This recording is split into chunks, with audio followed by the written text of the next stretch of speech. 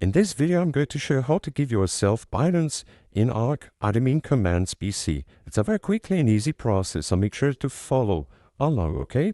In my case, my ARK Survival, it is on Portuguese, but it's the same command, the same process, okay? What I need to do is first press ESC and Common Options.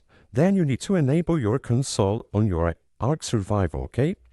You click on the third option right here, Find Console, and put a keybind to open your console.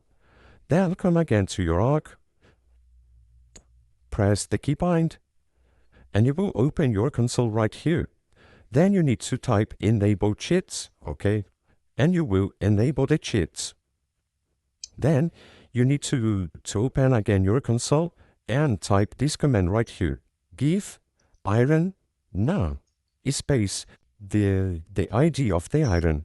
So for example, metal ingot space the amount that you want to give to you of the item. For example, 100 space 1, okay, space false.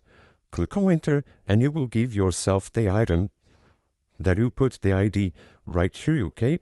If you want to do this again, you can. If I put the ID 6, just for example, you will see that I will give to me 1 grenade, okay? And you can give yourself any item in ARK Survival.